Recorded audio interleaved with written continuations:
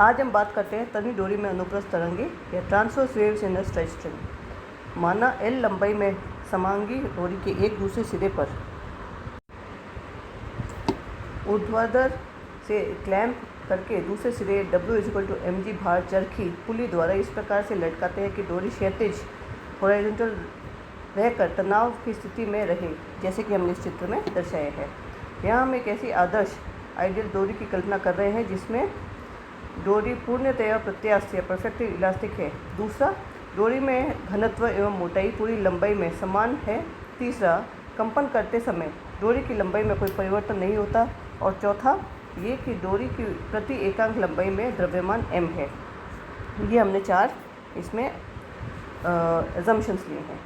डोरी के मध्य से अगर थोड़ा सा खींचकर y दिशा में छोड़ते हैं तो डोरी माध्य स्थिति के दोनों तरफ इधर उधर कंपन कर लेती है। डोरी को खींचने पर इसके दोनों सिरों पर विपरीत दिशा में तनाव बल लगने लगते हैं, जो डोरी में साम्यावस्था में लाने पर प्रयत्न करते हैं। डोरी के कंपनों का समीकरण ज्ञात करने के लिए दीवार x 0 से x दूरी पर स्थित डेल्टा x लंबाई को अल्पांश भाग AB पर परिणामित तनाव बल का मान ज्ञात करते हैं। जैसे कि हमने चित्र में दर्शाया है कि विक्षेपित स्थिति में अल्पांश AB के सिरों पर तनाव T mg स्पर्श रेखाओं को दिशाओं में होगा। माना AB अल्पांश के सिरे पर स्पर्श रेखाओं के क्षैतिज झुकाव इंक्लिनेशन क्रमशः θ1 व θ2 है, जैसे कि हमने इस चित्र में दर्शाया है।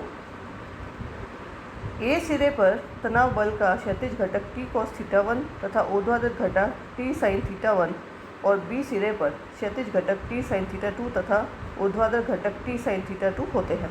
यदि डोरी को विस्थापन लंबाई L की तुलना में उपेक्षणीय हो तो θ1 तथा θ2 कोण अत्यल्प माने जा सकते हैं, यानी कि T cos θ1 T cos θ2 = T। इस प्रकार क्षैतिज दिशा में दोनों घटक परस्पर बराबर परंतु विपरीत दिशा में होते हैं, इसलिए दोनों क्षैतिज घटकों के कारण परिणामित क्षैतिज तनाव बल 0 के बराबर हो जाएगा। AB डोरी पर जो परिणामित बल है F = T sin θ1 - T sin θ2। चूँकि θ1 तथा θ2 कोण अत्यल्प है, T sin θ1 = T θ और T sin θ1 = T del y by del x at A, जिसको हम लिखते हैं TSA। यहाँ A पर डोरी का जो झुकाव है SA = del y by del x at A। इस प्रकार B पर T sin θ2 = T θ2 = T tan θ2, जो हो जाता है T del y by del x at B, यानी कि TSB। अल्पांश AB पर परिणामित जो बल है F = TSA - SB।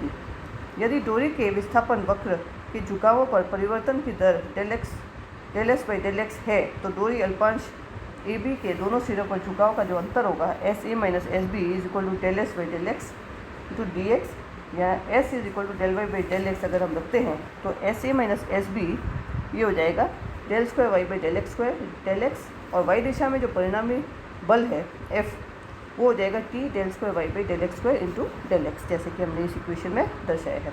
अतः जो समीकरण है, डोरी के एकांक लंबाई का जो द्रव्यमान m है, इसलिए डोरी का अल्पांश भाग AB का द्रव्यमान m del x होगा। यदि डोरी का अल्पांश की y विस्थापन में त्वरण del square y by del t square हो तो न्यूटन के द्वितीय गति के नियम से y दिशा में परिणामी बल F = m delta x del square y by del t square। अतः समीकरण में m del x del square y by del t square = T del square y by del x square del x, या del square y by del t square = T by m del square y by del x square। समीकरण की तुलना तरंग गति के समीकरण से करें तो v² = T by m, यानी कि v = √T by m। यह व्यंजक डोरी के अनुप्रस्थ तरंगों के वेग के मान को व्यक्त करता है।